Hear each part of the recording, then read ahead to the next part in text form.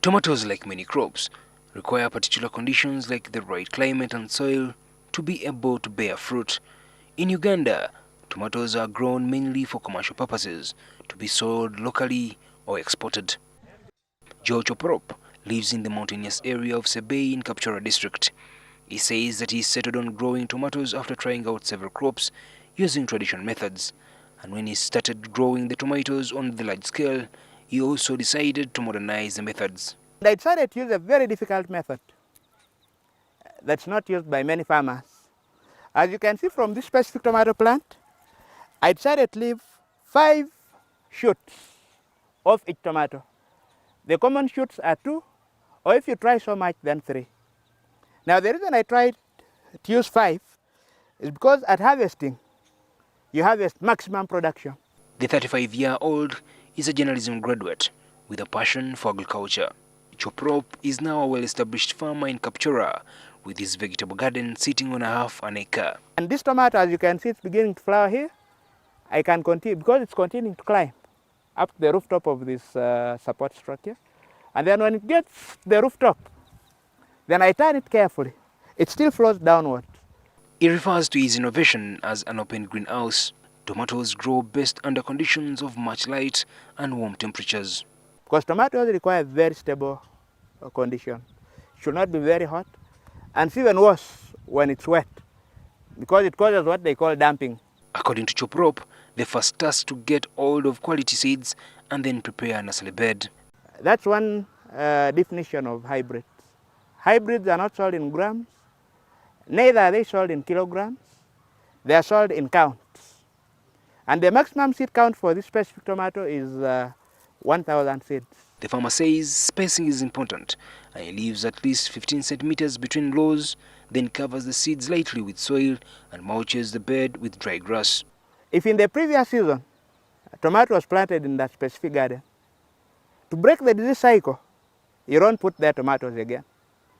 Because tomatoes, as you can see, are so highly susceptible to fungal diseases, to bacteria wilting diseases. And it's even worse if you got a bacteria wilt. He waters the bed thoroughly on the day before he sows the seeds. The crop is ready for transplanting to the already prepared garden after 21 to 30 days. Now, you transplant, and exactly after 75 days from day of transplant, you're picking the first set of tomatoes.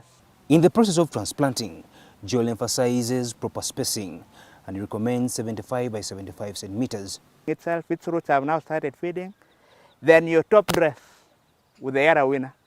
But not forgetting use of fungicides to protect the plant from fungal diseases, the powdery mildew, the blight, the root rot. He then manually supports the tomatoes on a trails of string and wooden poles. These poles are placed 2 meters apart to form a square. Now, having formed this structure, you get poles running across to give it strength, and then a maze of wires, preferably barbed wire. We prefer barbed wire because it's more strong and it's double. It has the capacity. You know, this tomato is very heavy. It can weigh up to 100 kilograms per tomato plant. So if you're having a weak structure, it pulls it down.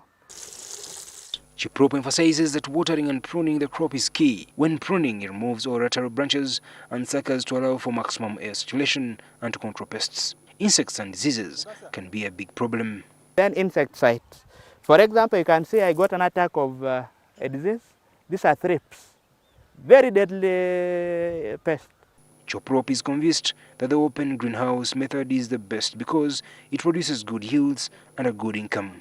And on average, since the time of harvesting, I do between 100 and 200,000 every single day, not per week, every day, not per week. I even have red tomatoes for picking, as you can see. It only calls for one. The farmer has become a model to be viewed and receives many visitors from far and wide. But most of our friends, the youth, are involved in simple things. I call them simple things. Sports betting. They're selling land to buy border. Actually, our economy is turning into a border economy. Ugandans are being urged to engage more in agriculture, which is the mainstream of the economy. Choprop adds his voice to this song, saying he believes it will provide jobs for the youth and go a long way in dealing with the problem of unemployment. Ivan Chimulichigozi, NTV.